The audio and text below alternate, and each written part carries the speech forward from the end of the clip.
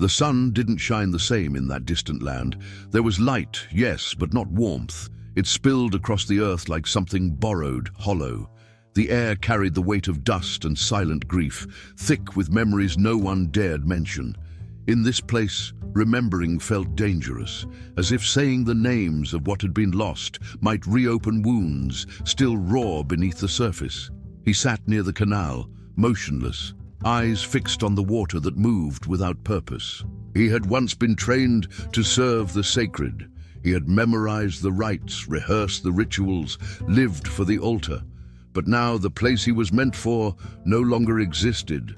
The temple was gone, or perhaps it had vanished inside him. Around him, the people endured. Some wept quietly behind makeshift shelters. Others wore masks of indifference. The children no longer asked about their heritage. The elders spoke only in mutters and fragments. Every face mirrored what was left unspoken: exile, loss, and the aching absence of meaning. And yet if someone had whispered to him at that moment, "Do you feel like a forgotten valley too?" he would have nodded. But here's the truth. Even the forgotten have breath. Even the broken carry purpose.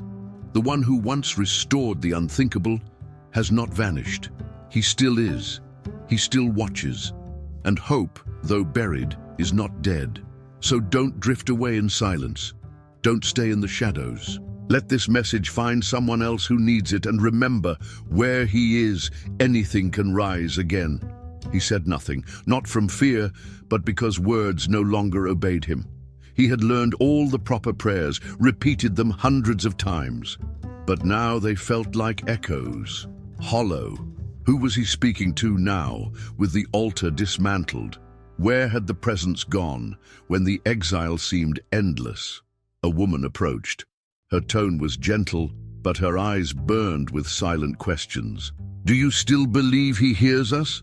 He turned to her but offered no reply. Perhaps he waited for a sign, a breeze, a tremor, something to break the weight of stagnant days. But there was only stillness. And yet, in that stillness, something stirred.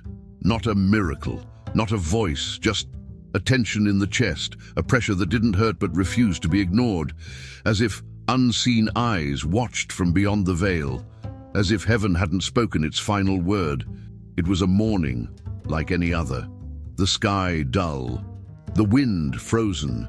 Everything looked the same, but the air, yes, the air, held a different weight. Something unseen was walking among the living. He rose without knowing why. There was no voice calling him, no trumpet sounding in the distance. His body simply moved. His feet took him beyond the camp, toward a wide and empty field. No one noticed him leave, no one followed. And then it happened. The sky fractured. A gust of wind, violent and sudden, tore through the air, flinging dust into the sky, ripping branches from trees. Darkness spilled across the heavens, not storm clouds, but something deeper, heavier. And from above, a brilliance emerged, so intense he closed his eyes instinctively. But somehow he could still see, not with sight, but with something deeper, something within him that detached from flesh and watched through spirit. A figure appeared before him, not like anything he'd imagined, not even in dreams. It had no single form. It shimmered, shifted, burned. There were flames, there were wheels within wheels, there were wings in motion, yet nothing touched the ground. Every element moved with a rhythm beyond time. At the center floated a throne, and seated upon it, someone. He could not see the face, but the presence, it filled everything. It was as if the whole universe moved in sync with the one who sat there. Then came the voice, not loud, but it shook him to the marrow. Not shouted, but it split him open. "Stand." He fell to his knees instead, tried to speak, but his mouth was dry, his mind blank. "I have something for you." From the light a hand extended, in its palm a scroll, ancient, sealed, unbroken. "Take it." He hesitated. Something in him warned. This would change everything, but he reached out anyway. "Now, eat it." His eyes widened. "Eat it?" "Yes. Let it enter you. Let it shape you. Let it become you. What you will speak, won't be your own," the voice had said. "It will be mine." His fingers trembled as he raised the scroll to his lips.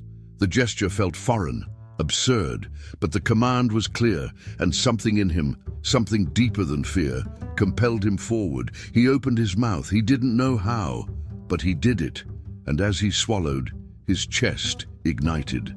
A fire, but not one of destruction. It burned like truth, piercing yet gentle, cleansing. On his tongue, the taste was strangely sweet, like honey spiced with sorrow. It was a fusion of justice and mercy, weight and grace.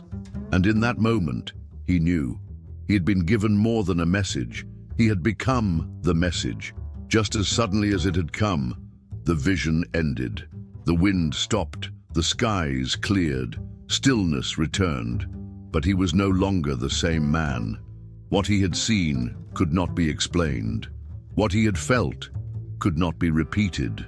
And though many things remained beyond his comprehension, one truth burned in him like a mark upon his soul. He had been chosen. In the days that followed, he did not speak, not out of fear, not out of hesitation, but because words could not yet carry what had been placed inside him. He wandered the camp like a ghost wearing human skin. Faces passed him by, laughing, complaining, surviving, but he no longer moved among them. He drifted beside them. Everything sounded distant. Children laughed. Bread was shared. Old stories were told in hushed tones, but to him it all felt like echoes bleeding through a curtain. He didn't belong to them anymore. Something inside him had awakened, something he didn't yet know how to name. His body no longer felt fully his. His skin was too small. His bones hummed with a foreign current. At night, while others slept, he stayed awake, staring at the stars, not for their beauty, but for a sign, something to descend. Something to confirm that what had happened wasn't madness. But nothing came, no thunder, no fire, only silence. And yet, inside him something stirred, a voice not quite his own, forming words he'd never learned. Ideas chased him in dreams, unfinished phrases haunted his mornings. It was like someone else was whispering within him, reminding him of things no man had ever taught. One quiet afternoon, while gathering wood near the river, the silence broke. A voice, not thunderous like before, but near, intimate. "What are you waiting for?" He froze. There was no one. "I have lit a fire in your mouth. Why do you remain silent?" His hands dropped the branches. His spine stiffened. A chill swept through him. "I am not a prophet," he said aloud. "I am no teacher, just another exile, no different than the rest." The voice returned, calm, certain. "I know exactly who you are. You were shaped for this hour, even if you never saw it coming." His eyes shut tight, trying to shut out the weight of those words. "And if they reject me?" he asked. "If they don't believe a word?" "You were never sent to persuade," came the reply. "You were sent to proclaim. Speak. Let what follows be as it will." Then came silence again. But this silence felt different. For the first time since arriving in that forsaken land, he felt he had a reason to remain. When he returned to the camp, everything looked familiar, but not the same. People hadn't changed, but he now saw them differently. Behind their tired smiles, he recognized hunger, not of the body, but of the soul. That night, he sat alone by the fire. He whispered words he had never known before, not his own. They were placed in him. He didn't know when he would speak to the people, or how, but he knew the moment was near. And when it came, he would not speak as the man they remembered. He would speak as one who had been branded by fire. At sunrise, he rose with a new stillness, no fear, no pride, only clarity. He walked to the center of the encampment, where families gathered at dusk, where memories were exchanged like coins. He didn't raise his voice. He didn't need to. His presence alone was enough to hush the morning noise. "I have something to say," he announced quietly, yet firmly. "It doesn't come from me. It was given to me." People shifted. A few looked at one another. Some turned their backs. One woman clutched her child. An old man narrowed his eyes in suspicion. "For years," he continued, "we've prayed for a sign. Now it has come, but not in the form you expected." From the crowd, a tall figure stepped forward, hair silvered with age, eyes sharp with experience. He had once been a leader among them before the exile shattered their world. His name was Abiah. "Who appointed you as a messenger?" The question cut through the silence like a blade. The man who asked it, Abiah, stood tall, arms folded across his chest, his tone filled with disbelief. "Since when are you the voice of the Almighty?" The prophet met his gaze without anger. "Since the day a word was given to me, I did not choose it. It chose me." Abiah narrowed his eyes. "We've all prayed, we've all pleaded for direction, and now you arrive, alone, claiming to have the answer?" "I don't bring answers," the prophet said. "I bring warnings." The tension thickened. You could feel it in the air. "What we thought was unshakable," he continued, "will collapse. What we believed to be eternal will be uprooted." A young man interrupted, his voice rising with frustration. "Enough! Why must it always be about ruin? Haven't we suffered enough?" "What comes," the prophet replied calmly, "is not punishment for its own sake. It is discipline. It is justice." Abiah stepped closer. "Then tell us," he challenged. "What should we fear?" "The heavens never abandoned us," the prophet said. "We turned away first. We are the ones who broke the covenant. Now the reckoning draws near." The group shifted uncomfortably. A few quietly walked away. Others stayed, arms crossed, uncertain whether to believe or dismiss. "We've buried too many already," a woman said, her voice steady but filled with pain. "We don't want more sorrow. Spare us the grief." "I didn't come to comfort," the prophet responded. "I came to speak, so that at least you can't say you weren't warned." Abiah gave a bitter laugh. "You hide behind visions," he said, "but you have no proof, just riddles cloaked in mystery." "It's not my role to prove," the prophet replied, "only to obey." The crowd began to scatter. The initial interest faded, giving way to weariness, to anger, to indifference. But a few stayed behind. They said nothing. They didn't approach, but they didn't leave either. The prophet remained still, watching the flames crackle at the camp's center. He hadn't won a victory, nor had he failed. He had simply done what he was sent to do, deliver the message. As Abiah turned to leave, he muttered under his breath, "If you're wrong, you've spread fear without cause, but if you're right, then we're already lost." The prophet said nothing. He knew this was only the beginning. He had already been told they would not listen, but still, he had to speak. Days passed.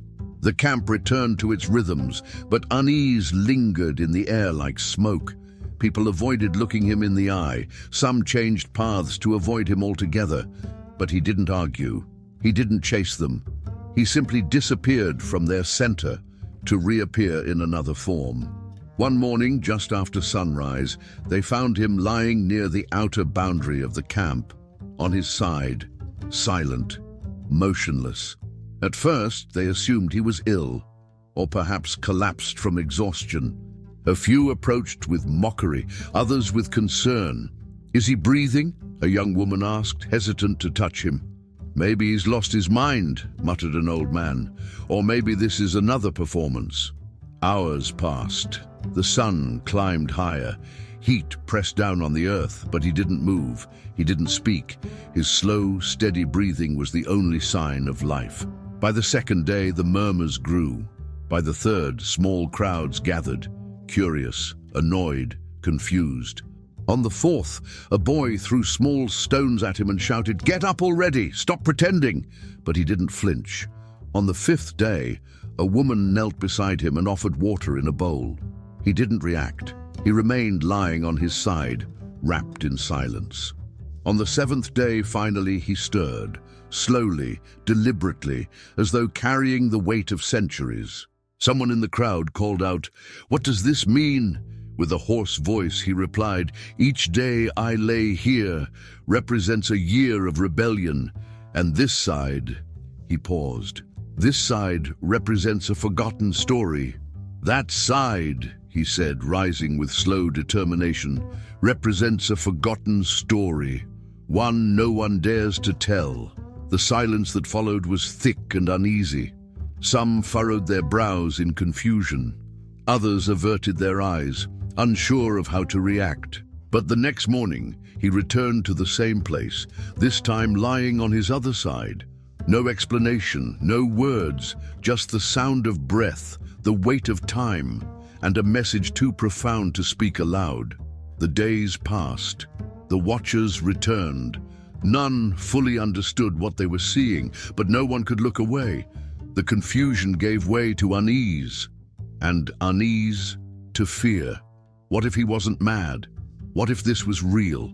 Then, unexpectedly, something changed. He built a small oven from sun-baked clay. Nothing unusual there. Many among the exiles did the same. He kneaded the same coarse dough they all ate daily, but instead of kindling it with wood, he used dried human waste. Gasps erupted. Someone cried out in horror. "That's unclean!" a woman shouted, covering her face. "You can't cook with that!" He remained calm, steady, focused. "This," he said plainly, "is how the survivors will eat. In filth, in shame, scattered, stripped of dignity." The flames flickered. The smell hung heavy. And his words, few and sharp, hovered like judgment in the air. The following day he took a knife. Without ceremony, he shaved his head and his beard. Each stroke was deliberate, controlled, reverent. He gathered the fallen strands into 3 distinct piles. The first he cast into the fire, the second he chopped into fragments, the third he scattered into the wind. Then softly he spoke.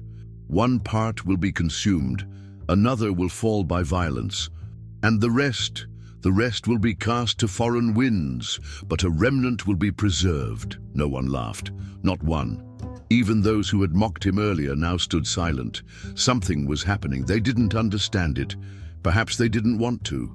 But they could feel it. He didn't preach, he didn't argue. His body had become the message. Every motion a declaration, every gesture a prophecy. And even those who refused to believe could not look away.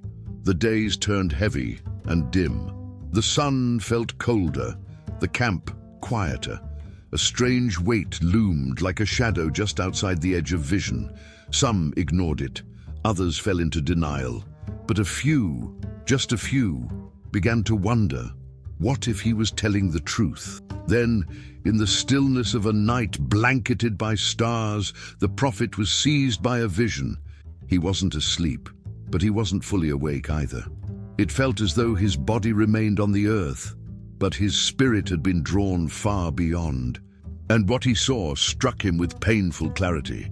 A beloved city, towering walls, ancient spires, people bustling in the streets, sacred rituals, songs, offerings.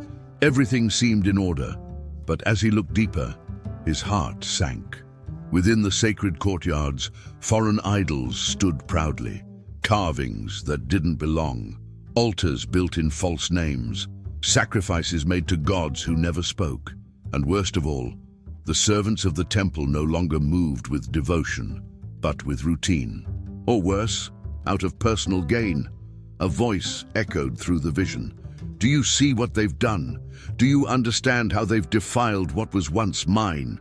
He fell to his knees, shaking. "Stop them!" he cried out. "There's still time.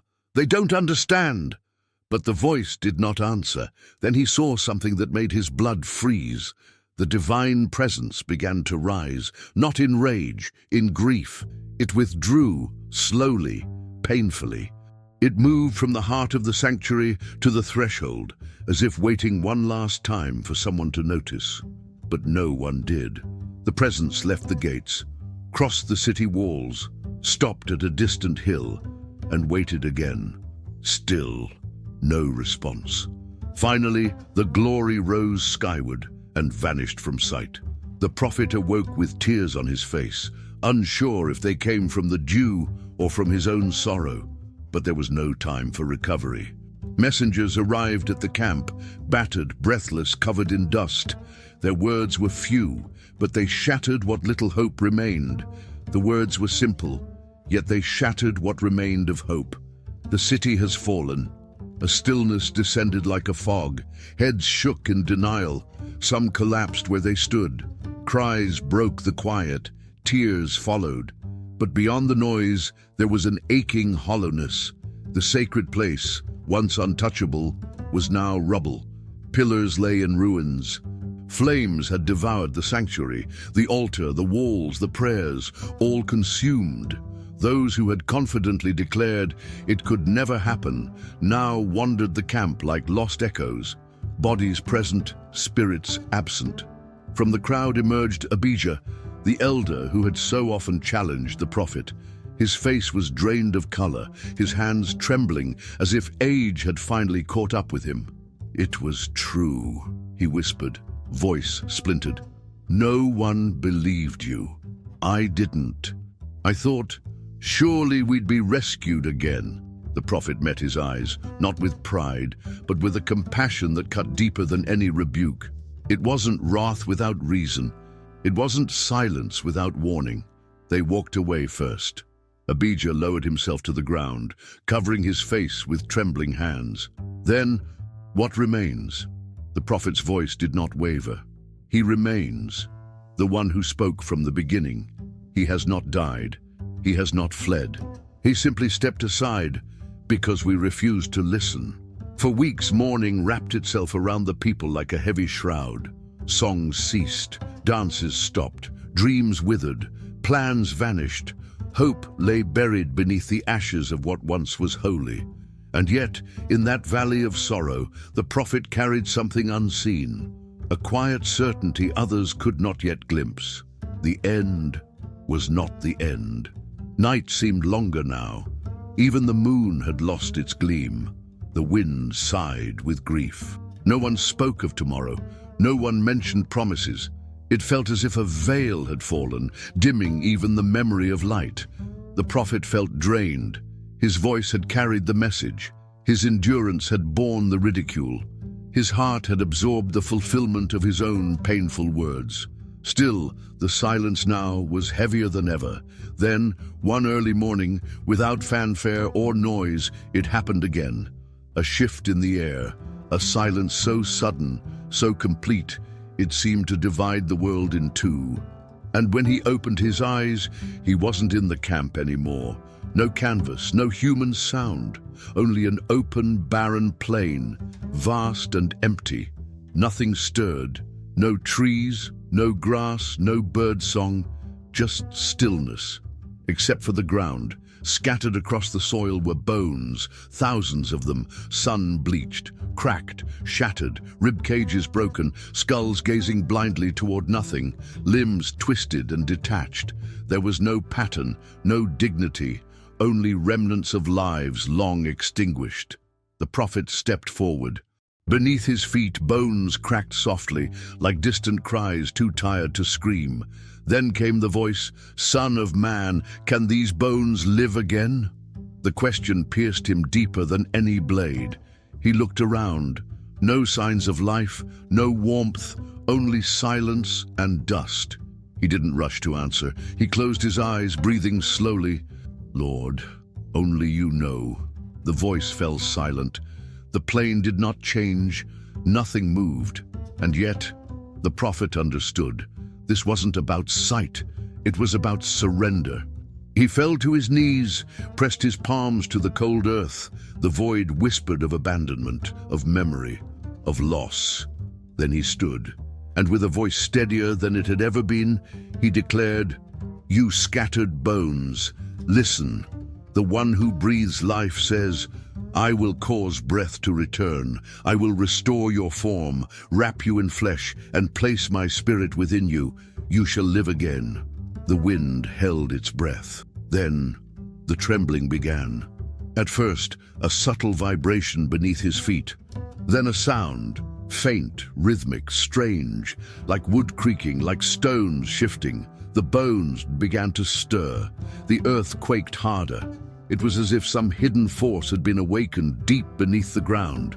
What began as a subtle vibration now shook the bones scattered across the valley.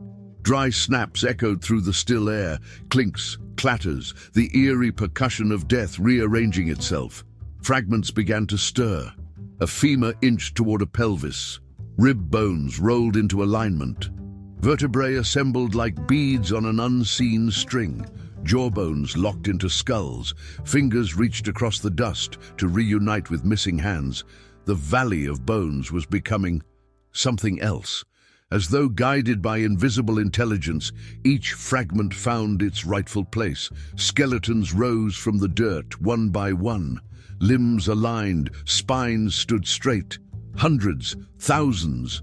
A haunting army of silent figures now filled the barren land, but they did not move. They stood motionless, whole but hollow. Then came the voice again, closer this time, as though it hovered just behind the prophet's shoulder. It is not enough. Speak to the breath. Summon the spirit. Say to it, come from the four corners and breathe upon these, that they may live. The prophet took in a sharp breath. The words, once again, were not his. They surged up from within, compelled by a power greater than thought. Breath of heaven, he cried, enter these lifeless ones. Awaken them with your wind. Then it came, not as a gust, not as a storm. The wind arrived like a memory remembered by the soul, a gentle force that carried weight, ancient and commanding. It twirled between the unmoving forms. It slipped into the hollow chest cavities, curled around the dry bones, filled the spaces where lungs had not yet formed. Then, transformation. Tendons laced bone to bone like woven cords of light. Layers of muscle stretched over frames, pulsing with the whisper of coming life. Skin wrapped it all with an almost sacred gentleness. What had once been skeletal monuments to loss now stood as whole beings, still silent, still still. The prophet stepped forward. Something was about to happen. He could feel it pressing against time. Then one opened his eyes. Another followed, and another. Soon, pairs of eyes glimmered in the dim light, blinking like stars returning to the night sky. They stood, breathing, fully formed.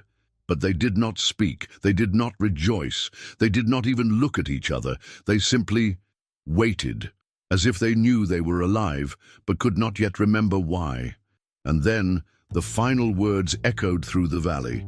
This people said, we are cut off, forgotten, beyond repair. But I say to you, they shall live again. Their name will return. Their purpose shall rise.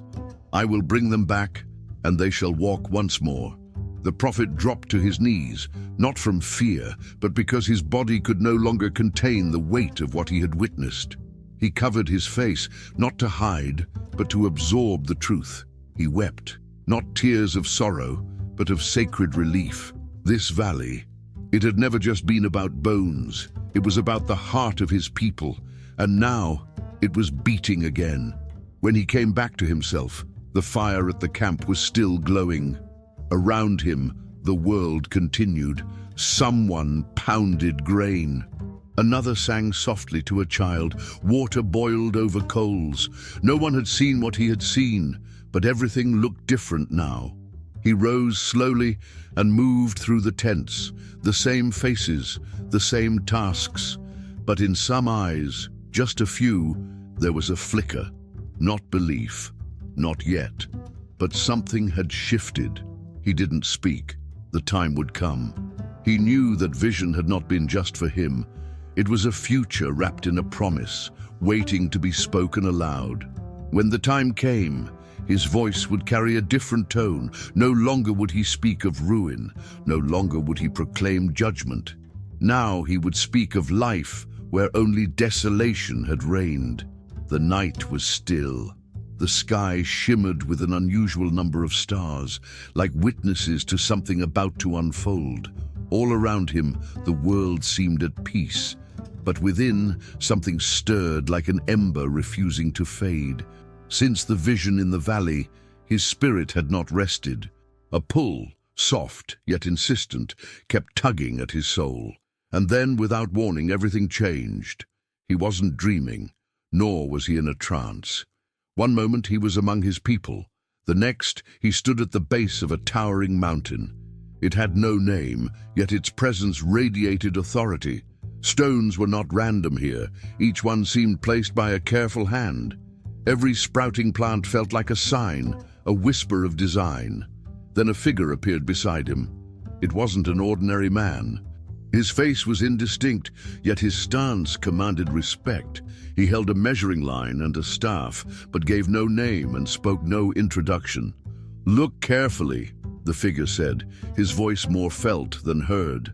"Pay attention to everything." They began to ascend.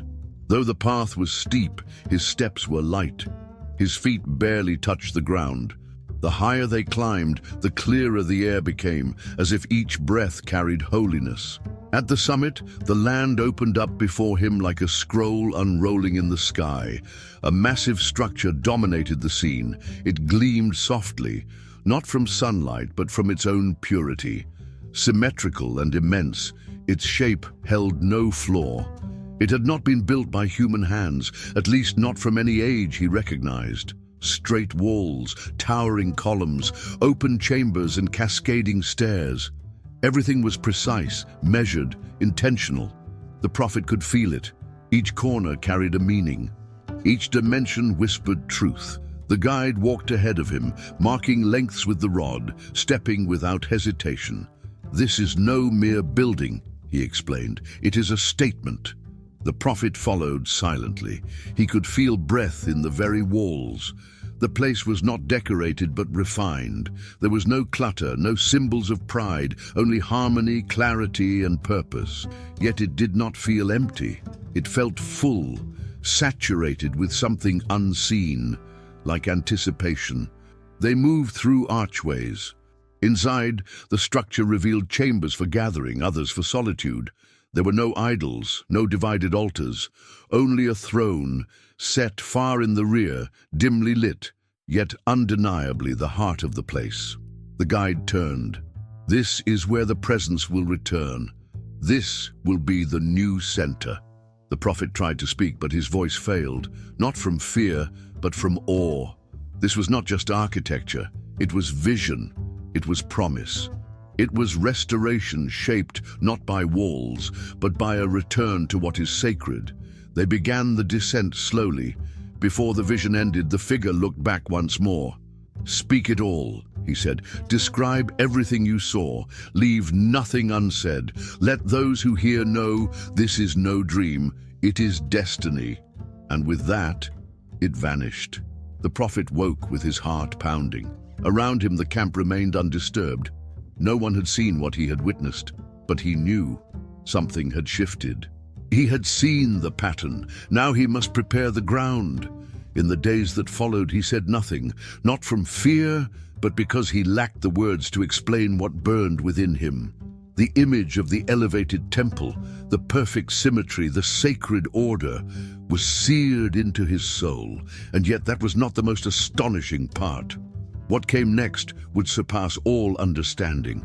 It came from the east, the same direction from which glory had once departed long ago. At the first glimpse of its brilliance, he collapsed to his knees. Not out of duty, it was simply impossible to remain standing. The light approached the temple he had seen in his earlier vision. It didn't hesitate. It didn't knock. It didn't request entry like a guest. It moved forward with the quiet authority of a rightful owner returning home after years of exile. And when it entered, the entire interior ignited. Every wall, every stone, every shadow was touched with meaning. The prophet lay flat on the ground, face pressed to the earth. He didn't speak. He didn't lift his gaze. He knew somehow that what was present could not be looked upon by human eyes and survive. Then a voice reached him.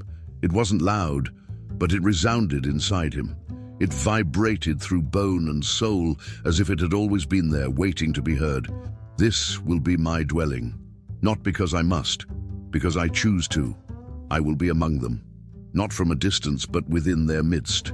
I will walk their streets. I will anchor their center. There were no shouts, only sacred vows, no command, only communion. An unseen presence filled the space like invisible incense, a soundless hymn soaked into the walls. He didn't need explanation. The understanding came to him, not through reason, but through revelation. This was not merely sacred architecture. It was the heartbeat of a people restored. It was the reconciliation of the eternal with the broken. It was a beginning wrapped in light. Shame would be erased, isolation healed, distance undone. The temple wasn't a monument. It was a message, a whisper of return, a proclamation of promise. And the light, oh, the light. It wasn't just radiance. It was a person. The same presence that once departed when corruption reigned had now returned. The prophet didn't run to write it down. He didn't rush to tell others, because this moment wasn't for speaking. It was for being. Hope had come, not as a wish, but as a presence. When he finally stood, his legs trembled, not from weakness, but from reverence. Every cell in his body had been transformed. He had been touched, marked by something beyond this world. He looked to the sky, and in that instant he knew, without needing to be told, that the greatest part of the story was still ahead. He thought the visions were over. He had seen celestial designs, wheels of fire, and thrones encircled by light. But one morning, something new began, not through a storm, not by a voice from the clouds. He simply awoke with a sense that he needed to return to the place of vision. The air was clear. The morning sun kissed the stones. All was quiet, yet filled with waiting. As he approached the temple, something caught his eye. From beneath the doorway, a thin stream of water emerged. At first he thought it was dew, perhaps a trickle from morning mist. But no, it flowed in a clear direction, gliding effortlessly along a path only it seemed to know. It made no noise, but moved with purpose. He followed it. With each step, the stream grew. Soon it was a rivulet, then a brook, then a widening river. But this was no ordinary river. Wherever it passed, life returned. Barren soil turned lush. Unknown flowers sprouted in forgotten places. Trees grew tall with deep roots, strong limbs, and leaves that shimmered as if touched by something divine. The water itself was luminous, not dazzling but gentle. It glowed from within, like it carried fragments of the dawn. He knelt beside it, dipped his fingers into its current. It was neither warm nor cold. It was timeless. He raised his hand to his lips. The taste defied description, yet as it touched his tongue, memory stirred. Peace settled over him. Not the peace born of silence, but of wholeness. A melody, unwritten, unvoiced, played within. And as the river flowed, life blossomed. Unplanted, unforced, simply present. By its edge, trees stood in quiet strength. None wilted, none faltered. Each bore fruit in its time. Every leaf, every branch served a purpose. And in that moment he understood. This river wasn't water. It was restoration in motion. And then he understood. The river was not just water. It was a sign. An unseen declaration flowing from heaven. This restoration was not built by human hands. It did not roar with force. It moved gently, yet with unstoppable power, healing everything it touched, without effort, without demands. The prophet watched it stretch into the horizon, reviving deserts, lifting ruins, turning dry paths into blooming gardens. Still, he sensed something remained unseen. Then a voice, tender and familiar, returned. "There is more you must know." He turned, and a figure stood beside him. No face, no name, just presence. Calm, reverent. "Follow me." But they climbed a hill that hadn't been there before. From the top, he saw a land reborn. In the distance, a city shimmered. Without walls, without gates, basking in light that didn't come from the sun. No locks, no fear, only shared space and peace. At its heart stood a modest home radiating warmth. "That," said the figure, "is where he chose to dwell." The prophet's knees gave way, not from awe of a place, but from recognition of a truth. The name of the city was simple. The Lord is there. And that was enough to change everything.